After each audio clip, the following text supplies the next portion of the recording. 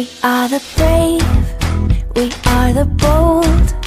We can be anything, anything, anything. We are the light, we light the dark. We can do Hello, myself engineer SK Brahma is going to take your material science chapter of Workshop Science and Calculation book. এই material science ଚାପ୍ଟରଟି ପିଲାମାନେ ଅନ୍ୟତମ important chapter ଅଟେ science ପାର୍ଟର। ତ material ସାଇନ୍ସରେ ମୁଁ ତମମାନଙ୍କୁ ମୁଖ୍ୟତଃ ମେଟାଲର ପ୍ରକାର ବିଷୟରେ କହିବି।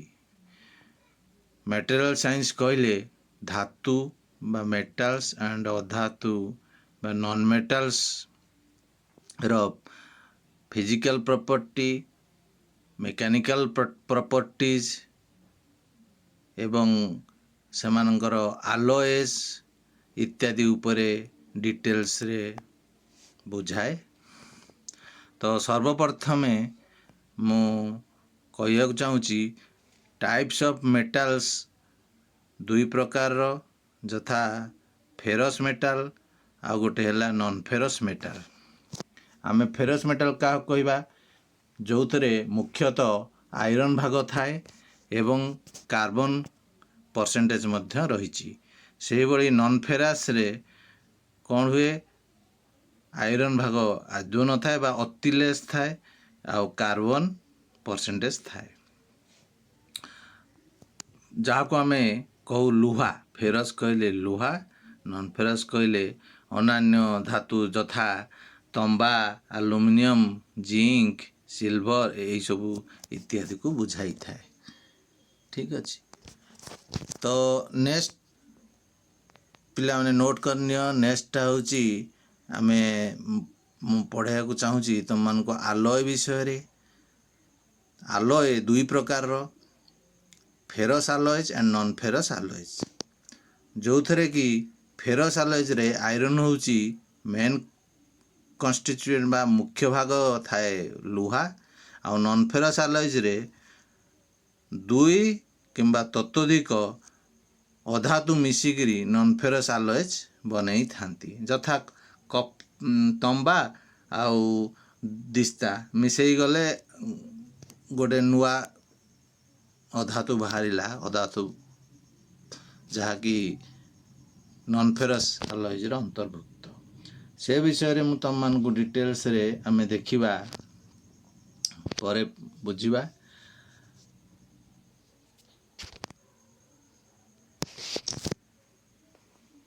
सबुठ इम्पोर्टाट है मॉडर्न एज रे वर्तमान आम मैंने बहुत आलॉय स्टील व्यवहार करुचे। प्रत्येक कार्य रे आलॉय स्टील लगुची।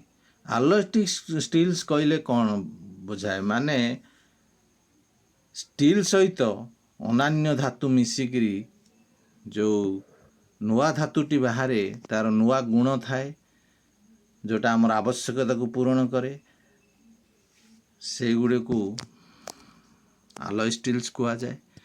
सर्वप्रथम आम देखा first of all nickel. Nickel alloy स्टीलटा जार मेल्टिंग पॉइंट होची 1450 डिग्री सेंटीग्रेड आउ रेसिस्टेंस टू कोरोजन रस्ट माने से जंक को प्रतिरोध करियार शक्ति रही। से जगार आम निकेल आलॉय स्टील व्यवहार करि थाउ। आ क्रोमियम आलॉय स्टील आम कौट व्यवहार करूँ it improves the corrosion resistance the toughness and hardening of steel. ए द्वारा आम जंग खाइबा गुणटी तार बढ़ी न खाइबा गुणटी बढ़ी जाए तार बहुत स्ट्रेस माने रफ टेंसाइल फोर्स गुड़िक से एक्सेप्ट करि पारे आ बहुत हार्ड मध्य होई थाए। सेतिमै क्रोमियम आलॉय स्टील को आमे व्यवहार करूँ। आउ गोटे आलॉय स्टील मार्केट रे आमे पाई परिबा जोटा होची manganese steel. It is used to harden the outer surface for privilege wear resisting surface with a tough core. Wear resisting surface कले जो जगह रे हमको सरफेस एरियाटी आमको माने सह्य कर शक्ति जो दाग फाग लगे ना नष्ट हेब ना स्क्रैच हेब ना यही सब विभिन्न प्रकार गुण गुड़ी को जे प्रोवाइड करि पारे ता होची मैंगानीज alloy स्टील से बड़ी silicon is added to improve resistance to high temperature oxidation माने बहुत हाई टेम्परेचर को भी सिलिकॉन alloy स्टील बियर करि पारे बा सहय करि पारे जोटा को साधारणतः हमर देखिबे रेडियो भितर सिलिकॉन alloy स्टील पार्ट्स भी लागे तापर tungsten alloy steel is melting temperature होची 3380 degree centigrade. It is used as an alloying metals for the production of high speed cutting tools. वर्तमान मार्केट रे जते प्रकार हाई स्पीड कटिंग टूल्स हमको available रहउची जहा कि विभिन्न प्रकार automatic lathe machine CNC lathe machines रे व्यवहार करा जाउची सेगुडी को आमे टंगस्टन alloy steel द्वारा प्रस्तुत करी थाउ Vanadium improves toughness. Vanadium steel is used in manufacturing of gear and tools.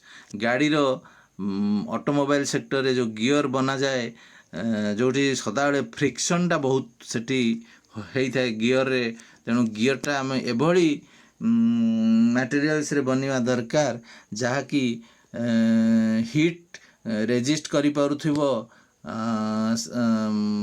बेसी गियर आम चेंज सदाबे करूँ तेणु फ्रिक्शन रो किसी प्रभाव तापर इम्पैक्ट नथिबो बा कम पड़ुथिबो एवं सरफेस भी सेमती स्मूथ रहउथिबो खाऊ नथिबो ता अर्थ जाऊ कहूँ बोर खाई गला जो सरफेस सेमती हो नथिबो एही सब क्वालिटी आम भानाडियम alloy स्टील लु पाऊ तेणु सेथरे गियर गुड़िक गियर एवं टूल्स विभिन्न सेही टाइप रो टूल्स आमे बनई थाउ तेणु vanadium improves toughness. Vanadium steel is used in manufacturing of gear and tools. Okay.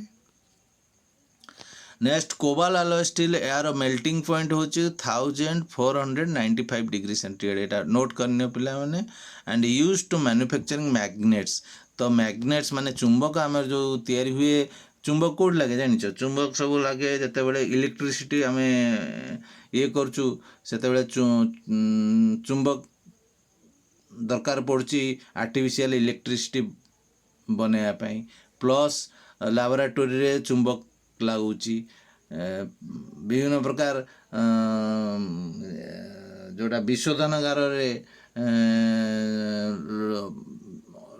लुहा अंश को प्यूरिफाई करिया पई बड़ आकार रो चुंबक व्यवहार करा जाय सेठी मध्य चुंबक लागुची तेणु एटा कोबाल्ट alloy स्टील चुंबक तैयारी करिया पई the most suitable alloy steel.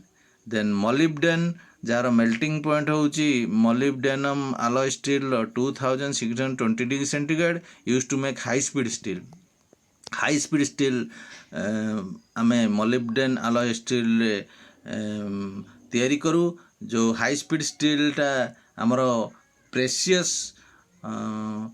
Equipments and tools बनेयारे दरकार पड़े आमे विभिन्न laboratory research laboratory science museum defence sector ए सबुठी हमको molybden alloy स्टील द्वारा प्रस्तुत हाई स्पीड स्टील इंस्ट्रूमेंट्स आवश्यक होता है.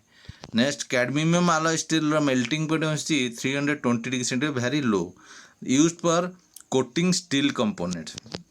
एटा आमेर जो जमती कि सिल्वर ऊपर आमे गोल्डन प्लेटिंग दो जोड़ा कि गोल्डन भलिया लागिवो मात्र जस्ट कवर गोल्डन प्लेटिंग कहती ताकू से भाया आमे कैडमियम alloy स्टील टाकू स्टील कंपोनेंट्स उपरे कोटिंग भाया व्यवहार करूँ जोटा कि आमको बहुत गुड़े फायदा दिए यथा जंक लगे सुंदर लगे सरफेस फिनिशिंग बहुत बढ़िया डिजाइन आसे आउ एटा लो कॉस्ट मध्य आउ अति कम टेम्परेचर रे एटा टेम्परेचर तरड़ी जाए तेणु आमको बहुत इजियर होता है तेणु स्टील कंपोनेंट्स कोटिंग रे आमे कैडमियम आलॉय स्टील व्यवहार करता।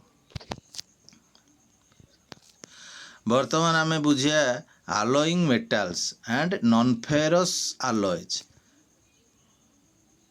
तो नॉन फेरस आलॉयज आम तो कहली स्टील आलॉयज फेरस आलॉयज नॉन फेरस आलॉयज रे हमर बहुत गुड़ा जिन यथा कपर आलॉयज भितर आम पाइबा ब्रास आउ ब्रोंज। तो ब्रास ब्रोंज कपर आलॉयज को सांगरे जिंक मिसिले आम ब्रास आलॉयज पाऊ आ कपर सांगरे जदि टिन मिसिला ताले आम ताको ब्रोंज आलॉय पाई थाउ। तो ब्रास आलॉयज कौन पाई दरकार ना it is used for making motor car radiator core and water tap set. Motor car जो रेडिएटर ता भीतर रो पार्टटा ब्रास रे बना जाए कहीं कारण रेडिएटर एमती गोटे जगह जो सदाबे ठंडा पवन गाड़ी रो इंजिन को से ठंडा रखे तेणु से जो क्वालिटी बा प्रॉपर्टीज दरकार ता कपर प्लस जिंक आलॉय द्वारा आम पाई पारी थाउ। से बड़ी ब्रोंज आलॉय ब्रोंज जोटा आम कहू सेटा कपर आउ टिन मिसिकी आम ब्रोंज नॉन फेरस मेटालटी पाई थाउ आलॉयसटी पाई थाउ जहाँकि ब्रेजिंग रड्स बा ओल्ड सोल्डरिंग रड बा माने joint semi permanent joint permanent joint पाई व्यवहार करा जाए ब्रेजिंग रड बा सोल्डरिंग रड्स ताको मध्यम कहा जाए। ठीक से परी लीड आलॉय जोटा आम भल भाव कहवा लीड आलॉयज कहले आम बुझिबा बबिट मेटाल ताको मध्यम कहा जाए। सेटा आमर लीड आउ टिन आउ कपर तीनिटा मेटाल डिफरेंट प्रोपोर्शन रे मिसिगिरी आमे पाऊ जो babbitt metal is very important for making bearings आ बेरिंग इज वेरी इंपोर्टेंट जहाँकि बड़ बड़ फैक्ट्री जमी आम नाल्को हाल सब नाल्को रे बेरिंग तैयारी करा जाउची एंड सेटा आमर विभिन्न प्रकार इंजिन्स प्लेन इंजिन्स हो ट्रेन इंजिन्स हो bearing is everywhere is necessary तेणु बबिट मेटाल जोटा बना जाए आ बबिट मेटाल तो स्कूल में पढ़ी बबिट मेटालटा क्लास 10 रे 9th 10 रे थिला तेणु लीड आउ टिन आउ कपर प्रोपोर्शन को मिसे आम यहाँ पाई थाउ it is very important and zinc alloy is also very important कहीं बैटेरी भितर तो जो galvanised iron sheets are coated with zinc galvanised iron sheets गुड़ाक जिंक आलॉय द्वारा कोटेड होता है आउ आमे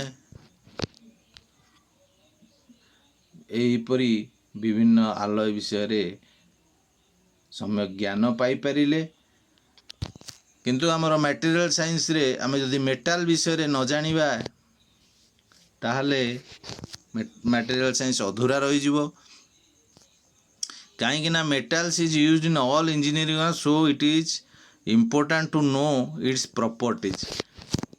जेहेतु धातु बिना आधुनिक मनीष समाज बंची पारिबो नहीं विज्ञानर प्रतिटी क्षेत्र रे मेटाल्स रा आवश्यकता रही तेणु आमे माने मेटाल विषय रे विस्तृत रे जानिबा निहाती दरकार तार प्रॉपर्टी बा गुण मध्य जानिबा हमकु अत्यंत आवश्यक।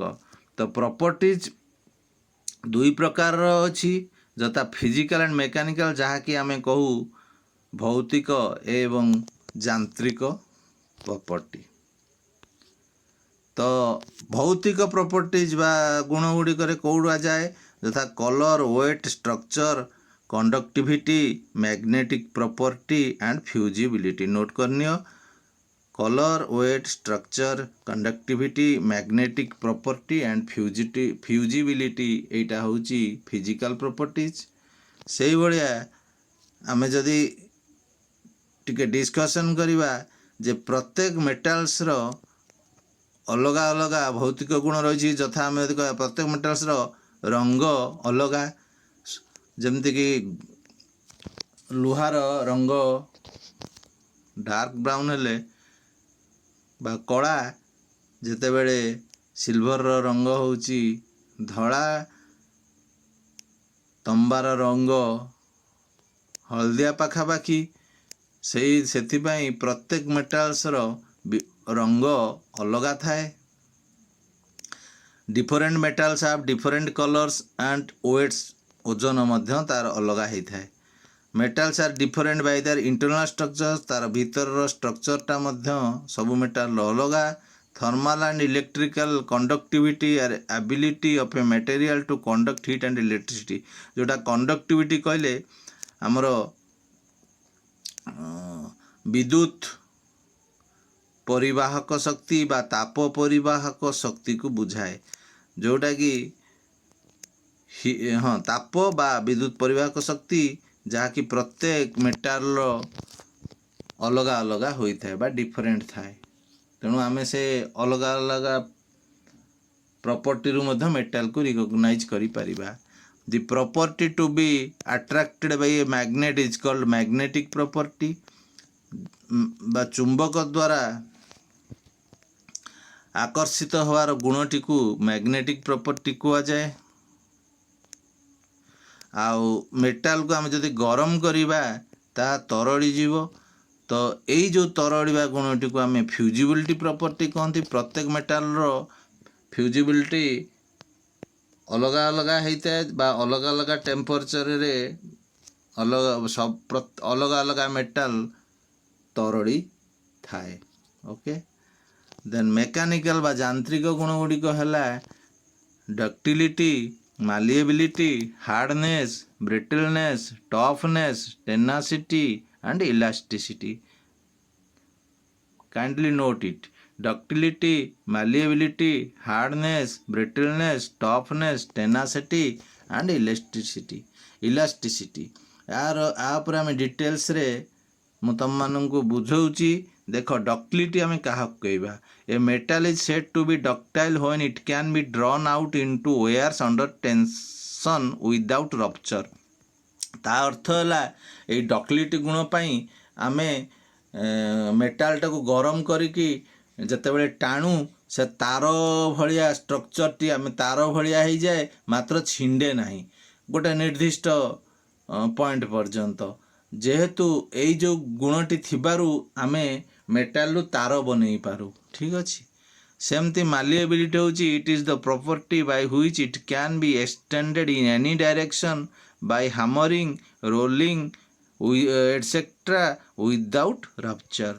ता माने आमे मेटाल को तले बाड़ेबा मेटाल चेपा हो जाए मात्र केते पिटिबा पिटिबा हैमर रे हो जो थरे हो बा बड़ प्रयोग करिबा तो सेटा चेपा हो जिवो मोड़ी हो जिवो आ तार दिग जेकोसी दिगरे भी सेटा चेपा हो पारे। तो यही जो गुणटा गोटे गोल बॉलटा को पिटिले पतला हो सी यही जो केवल पॉसिबल होची जेहेतु मेटाल न भांगिकी खंड खंड न होइकिरी चेपा होची आकु आमे बा प्रसारित होची विभिन्न दिगरे आकु आमे कहि परिबा मालिएबिलिटी गुण जोगु।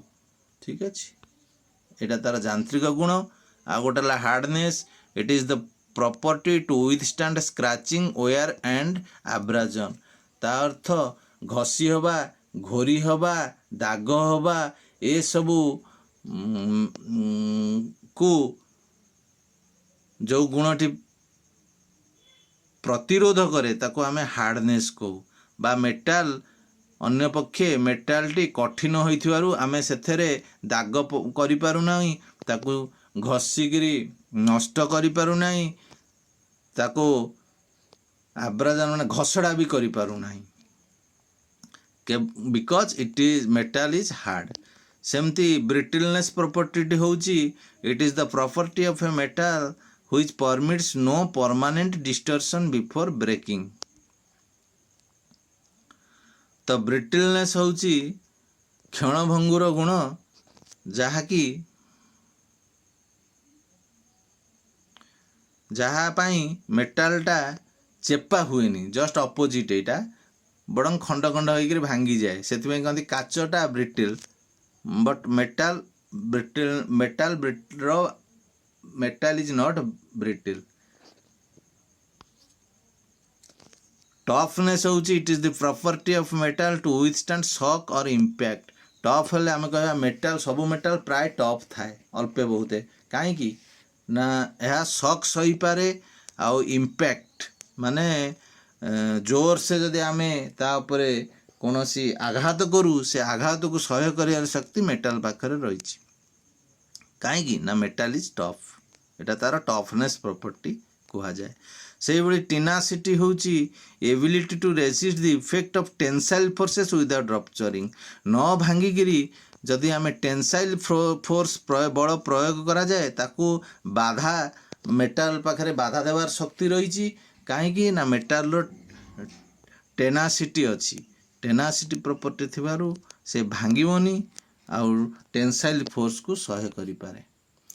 इलास्टिसिटी होची it is the property of returning to its original shape after the applied force is reduced released.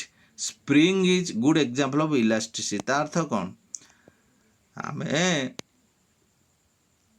गोटे बड़ प्रयोग करिया यदि मेटाल को गोटे निर्दिष्ट टाइम पर्यंत मेटाल कौन हम ना सेप तार परिवर्तन हो मात्र जो आम बड़ प्रयोग बा चिपुचे मेसीन द्वारा ताको छाड़ीदेले पुणी रिलीज करदेले ताले पुणी से पूर्वावस्था को फेरी आसे। मेटाल भी जो भाई एग्जांपल तुम देखिव रबर को आम टाणी दे लंबा हो छाड़देले छोट होटा तुम आखि दृश्य होची मेटालटा कौन हुए सेम जिनसटा मेटाल देरे भी घटे। तेणु आमे ये जो गुणटी को आमे मेटाल रो कही था इलास्टिसिटी गुण। ओके नेक्स्ट है आमे देखिबा फेरस मेटाल्स केतर प्रकारिया केमिति बाहरे से विषय रे आमे डिटेल्स रे मु तमन को नेक्स्ट बा पार्ट 2 क्लास रे बतेबी। बर्तमान पार्ट 1 मेटाल क्लास टी मु तम मानकर नेली। पार्ट 2 रे आमे डिटेल्स रे फेरस मेटाल्स आ तार केते प्रकारिया फेरस मेटाल अच्छी जथा pig iron cast iron wrought iron and steel and alloy steel से विषय रे आमे डिटेल्स रे पढ़िबा। Thank you very much.